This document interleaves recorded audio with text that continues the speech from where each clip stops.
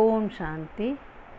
अव्यक्त मुरली रिवाइज 28/4/77। मुरली का सार है, सदा सुहागिन की निशानियाँ। बाप दादा बच्चों के सुहाग और भाग्य को देख रहे हैं। सुहाग का तिलक और भाग्य के लाइट का क्राउन। ताज और तिलकधारी अर्थात सुहाग और भाग्य वाले। सदा सुहाग की निशानी है अविनाशी स्मृति का तिलक। सदा भाग्य की निशानी है पवित्रता और बाप द्वारा सर्व प्राप्तियाँ अर्थात लाइट का क्राउन। स्मृति कम तो तिलक भी स्पष्ट चमकता हुआ नहीं दिखाई देगा। चमकता हुआ तिलक सदा बाप के साथ रहने के सुहाग की निशानी है। ऐसी सुहागिन तिलकधारी व सदा सुहागिन होने के कारण सदा विश्व के आगे श्रेष्ठ अर्थात ऊंच आत्मा दिखाई देती है। जैसे लौकिक रूप में भी सुहागिन को श्रेष्ठ नज़र से देखते हैं और हर श्रेष्ठ कार्य में सुहागिन को ही आगे रखते हैं। अगर सुहाग गया तो संसार गया, ऐसे लौकिक में भी माना जाता है। इसी प्रकार अलौकिक जीवन में भी हर आत्मा एक साजन की सजनी है अर्थात सुहागिन है। सदा अपने सुहाग के तिलक को देखते हो। सदा एक की ही लगन में मग्न रहने की निशानी स्मृति का तिलक अर्थात सुहाग का तिलक है। अगर तिलक मिट जाता है तो गोया अपने सुहाग को मिटा देते हैं। अपने आप से पूछो कि मैं सदा सुहागिन हूँ। सदा सुहागिन एक श्वास व एक पल भी साथ नहीं छोड़ती है। सदा सुहागिन के मन के बोल हैं, साथ रहेंगे, साथ जिएंगे, साथ मरेंगे। सदा सुहागिन के नयनों में, मुख में साजन की सूरत और सीरत समाई हुई होती। कानों में उनके बोल ही सदा सुनने में आते हैं। जैसे भक्ति में अनहद शब्द सुनने के अभ्यासी होते हैं। बहुत प्रयत्न के बाद एक बार भी अगर शब्द सुनाई देते तो अपनी भक्ति को सफल समझते हैं। ये सब भक्ति की रीति रस्म इस समय के प्रैक्टिकल लाइफ से कॉपी की है। सदा सुहागिन अर्थात जिनके कानों में अनादि महामंत्र मन मनाभव का स्वर गूंजता रहे, सदा यह अनुभव करेंगे कि बाप यह महामंत्र बार बार सुनाते हुए स्मृति दिला रहे हैं। चलते फिरते यही अनहद अर्थात अविनाशी बोल बाप के सम्मुख सुनने का अनुभव करेंगे और कोई भी आत्माओं के बोल सुनते हुए भी नहीं सुनेंगे। बस तुम्ही से बोलूं, तुम्ही से सुनूं व तुम्हारा सुनाया ही बोलूं, ऐसी स्टेज सदा सुहागिन की ही होती है।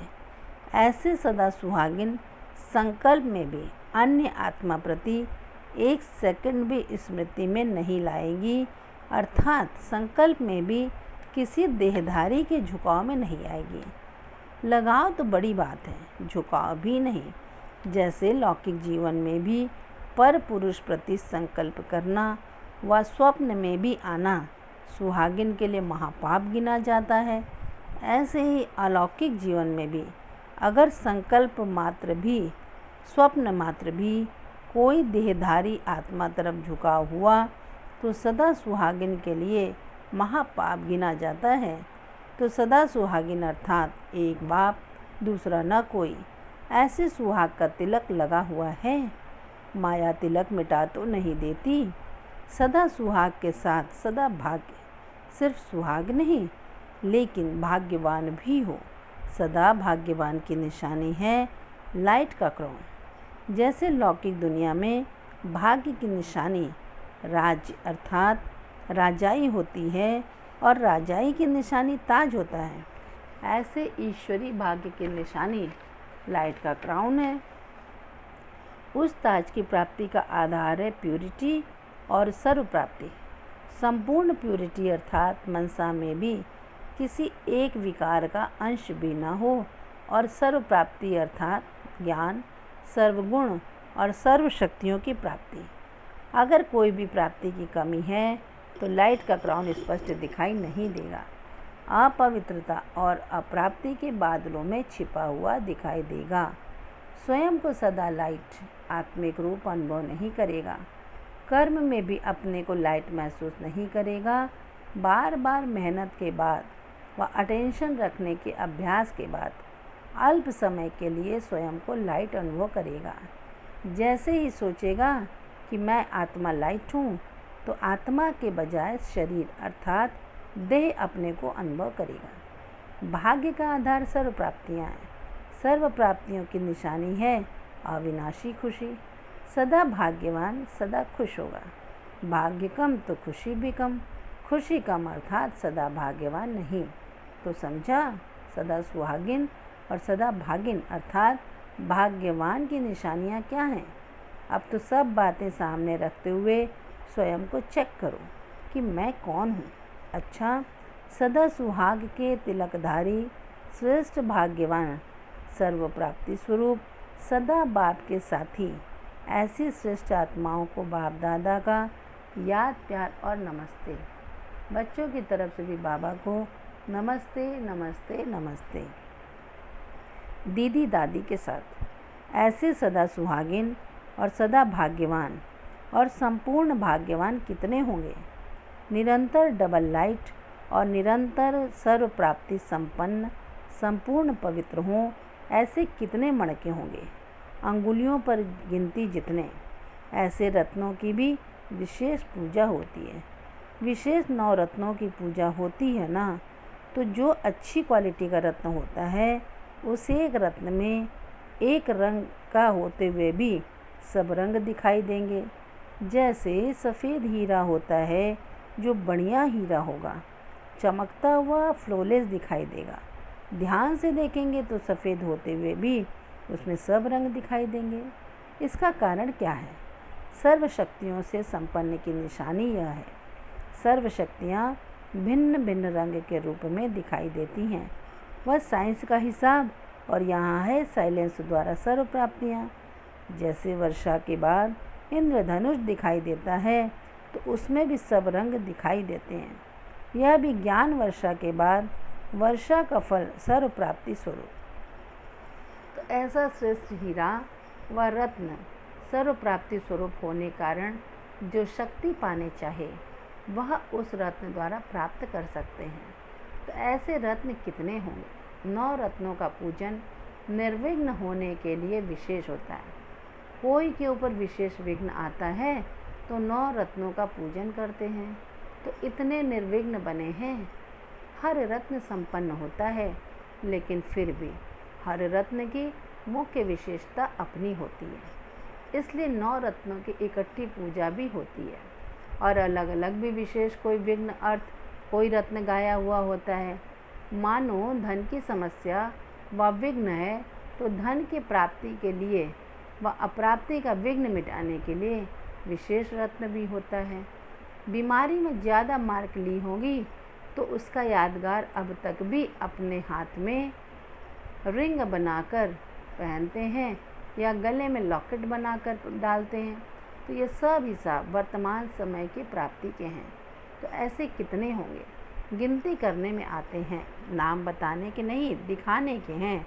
अगर अनाउंस भी करें और भविष्य में वो प्रसिद्ध भी होंगे, लेकिन अभी संपूर्ण स्टेज पर न देख करके क्वेश्चन करेंगे, यह क्यों, यह कैसे।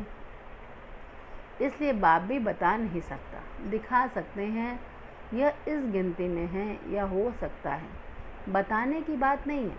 अब एक का भी नाम बतावें तो देखना कितने क्वेश्चन उठते हैं। इसमें क्या है, हमारे में क्या नहीं है, इसमें तो यह है। कई क्वेश्चन में समय व्यर्थ गंवाएं, यह भी बाप नहीं चाहते। बाकी कल्प कल्प के प्रसिद्ध हुए रत्न कल पहले माफिक प्रसिद्ध जरूर होंगे। आजकल नाम नहीं काम चाहते हैं। अभी तो हर एक के अंदर यह लक्ष्य है कि मैं ही अपने को क्यों नहीं इतना आगे बढ़ाकर योग्य बनाऊं। अच्छा, पार्टियों के साथ दूर दूर से अपने जन्मभूमि पर आए हैं। ब्राह्मणों की जन्मभूमि मधुबन है ना, ऐसे समझते हो कि अपनी जन्मभूमि पर आए हैं। जन्मभूमि का बहुत महत्व रखते हैं और यह फिर अलौकिक जन्मभूमि है। इस अलौकिक जन्मभूमि पर आने से लौकिकपन स्वतः ही भूल जाता है, क्योंकि जैसे धरनी वैसे करनी यह गायन है।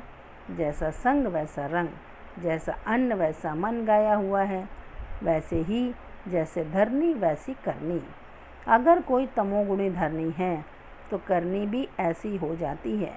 धरनी का प्रभाव कर्म और संस्कार पर पड़ जाता है। जैसे मंदिर में जाते हैं तो भूमि का ही प्रभाव होता है ना। अगर मंदिर की भूमि पर किसी को बुरा संकल्प आए तो अपने को बहुत पापी समझेगा।